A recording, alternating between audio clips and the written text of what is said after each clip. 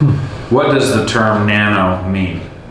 Well, it's a pretty specific definition. Nano is basically the units of measurements for anything that's under a micron. So, you have various sizes, of course, everything from milligrams, milliliters, whatever. Then you have micrograms. And for example, a red blood cell is a micron, about 6 to 7 micron across. Well, when you get below 1 micron, that's where we enter the nano realm. So basically anything from 0 to 999 nanometers is a nanoparticle. Perfect.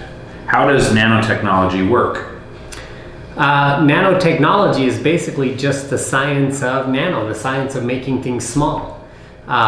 It's used in several different fields, not just the pharmaceutical or nutraceutical arena. In fact, nanotechnology right now is most predominantly used in biotech, computer technology. I've seen it, something like that.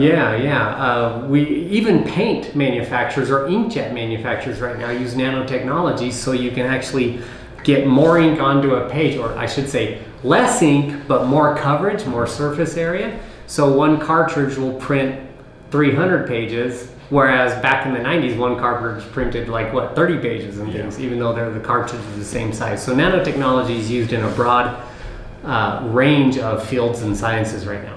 Perfect. How does nano-sized particles compare to regular-sized particles? If you're talking in terms of absorption, nanoparticles can actually bypass the digestive tract. So if we're just focusing on biotechnology and the nutraceutical industry, by creating a nanoparticle, you're getting absorption either via the skin. You could even drop it in your eye. You could get absorption in the oral mucosa or in the epithelial lining of your esophagus. It wouldn't even have to hit the GI tract for it to get into the bloodstream. So that's how nanotechnology in our field in the nutraceutical industry works. How does that compare to regular particle size? They just can't do that? Yeah, you just can't do that. Some ingredients, especially very well-known ingredients in our industry, for example, curcumin is only about 5% bioavailable because it's a very large molecule. All polyphenols are quite large molecules. So in other words, your OPCs, like the OPC grapeseed extract or the pycnogenols in pine bark, curcumin, lutein, astaxanthin, any of those flavonoids or polyphenols are actually quite large molecules and have low absorption rates. Curcumin's notorious for being less than 5% bioavailable. Resveratrol is less than 1% bioavailable. We can take those molecules and make them small and make them 100% bioavailable because we can bypass the digestive tract.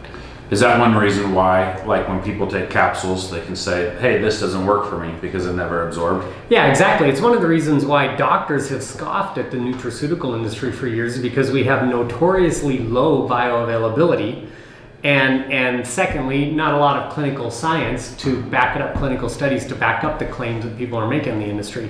Nanotechnology is used widely in the pharmaceutical industry, so we're simply taking a pharmaceutical technology and applying it to the nutraceutical world. So yes, you're going to get better efficacious studies, but you're also going to get, from the end user standpoint, the feeling that something's working.